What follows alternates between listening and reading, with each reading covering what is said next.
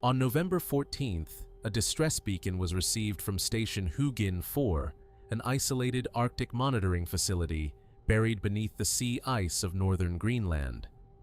36 hours later, recovery personnel entered Server Vault 3 and discovered the body of Dr. Jonas Vance. The room was intact. The titanium pressure door remained sealed. Environmental records showed humidity had remained at 0% throughout the entire incident. Nothing inside the vault showed evidence of flooding. Yet the forensic autopsy reached a conclusion investigators could not explain. Dr. Vance had died from seawater asphyxiation. Nearly 1 liter of Arctic Ocean water was recovered from his lungs.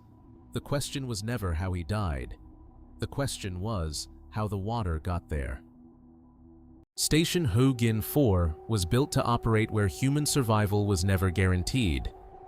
Anchored beneath the Lincoln Sea ice pack, the facility monitored underwater acoustic activity across remote Arctic shipping corridors and naval transit routes. During winter, the sun vanished for months at a time. Temperatures frequently dropped below -40 degrees Celsius. Evacuation during severe weather could become impossible for days. Most functions were automated. Only one technician was assigned to oversee periodic calibration cycles. That week, the responsibility belonged to acoustic engineer Dr. Jonas Vance. According to operational records, the shift began like hundreds before it. Routine, predictable, uneventful. At 2:14 a.m., the station's hydrophone network recorded an unidentified acoustic disturbance beneath the surrounding ice shelf. A routine review triggered a secondary thermal scan. The results were immediately flagged. FLIR imaging detected a concentrated heat source measuring approximately 37 degrees Celsius. The temperature was consistent with a living human body. The anomaly was embedded within solid ice nearly 200 yards from the station. Moments later, trajectory mapping revealed something even stranger. The heat source was advancing through the ice.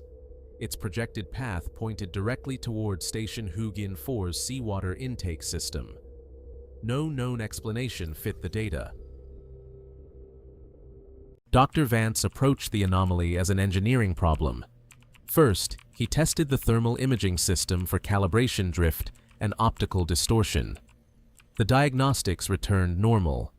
Next, he searched for software faults, corrupted telemetry, and signal reflections generated by subsurface ice fractures. Again, nothing unusual appeared.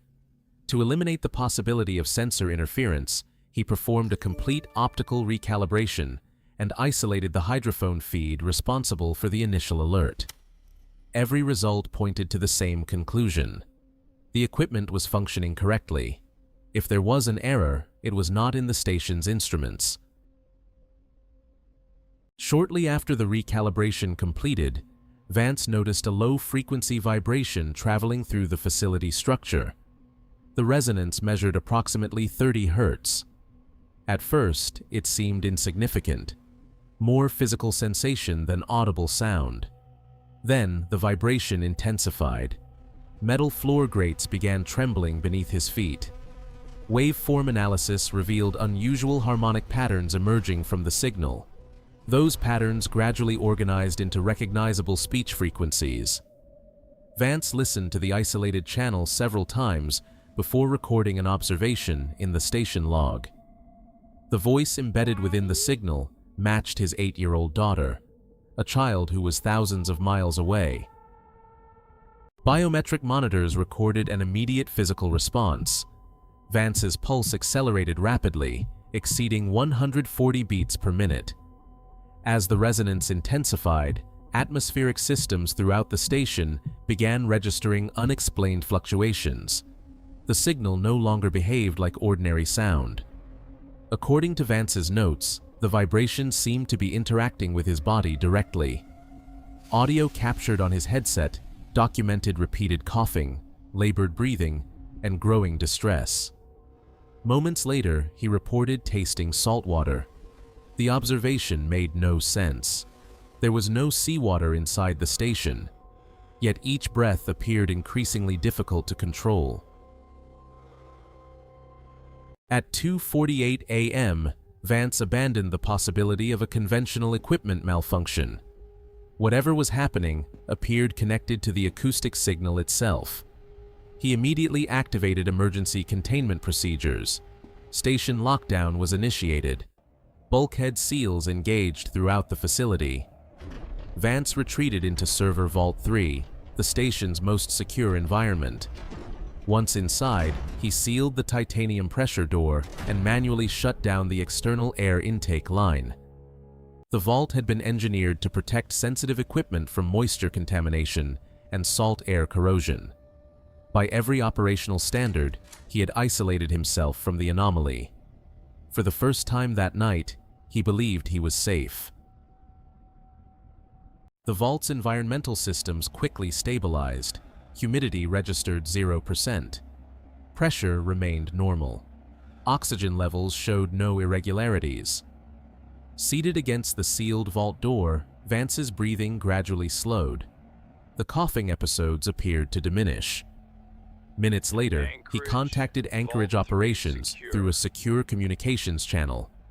His message was brief. Vault 3 was secure. Conditions were stable. Simultaneously, hydrophone monitors showed the unidentified signal fading into silence. The disturbance appeared to be gone. From every available reading, the crisis seemed over. Unfortunately, the data was only telling part of the story. Among the files reviewed during the Station Hugin investigation was a collection of Inuit oral histories describing a presence beneath the Arctic ice known as the Qalupalik. Unlike traditional predators, the accounts described something that hunted through imitation. Witnesses reported hearing familiar voices emerge from impossible locations beneath frozen seas. Modern analysis of the Hugin recordings produced a disturbing theory. The 30 Hz resonance may not have been merely audible. Investigators believed it could penetrate solid barriers and interact directly with moisture inside the human respiratory system. If true, the threat was never trying to enter the station. It was trying to enter the body. Forensic playback of Vance's final transmission revealed the flaw in his containment strategy. The vault had been sealed against intrusion. It had not been sealed against resonance. Investigators determined that one pressure balancing pathway remained connected to the station's infrastructure. The acoustic signal likely traveled through that connection. As the recording continued, Vance's condition deteriorated. His breathing became wet. His coughing became heavier. He repeatedly reported fluid accumulating in his throat. Inside the room, environmental conditions remained unchanged. Zero humidity, no flooding, no leaks. Yet water was somehow forming inside his lungs. The drowning was occurring from within. Officially, the Station Hugin Incident remains classified as an unprecedented case of acute pulmonary edema caused by unknown environmental factors. No public report mentions the thermal anomaly. No public report mentions the voice. No public report mentions the Qalupalik. Station Hugin 4 remains operational under remote supervision. However, a single instruction was quietly added to Arctic acoustic monitoring protocols. If personnel detect an unidentified 30 Hz vocal resonance beneath sea ice, all acoustic monitoring lines are to be disconnected immediately. Investigators never explained why, perhaps because enhanced analysis uncovered one final detail. A second voice was present in Vance's last transmission. The official record says Dr. Jonas Vance died from a rare medical event inside a sealed server vault. The evidence suggests something far stranger. A man entered one of the driest rooms in the Arctic. The room remained dry. The doors remained sealed. And somehow, he drowned anyway. If you enjoyed this Blacklist case file, subscribe and turn on notifications for more classified investigations, unexplained incidents, and archival horror cases. and tell me in the comments, if you heard a familiar voice calling to you from beneath the ice, would you answer it?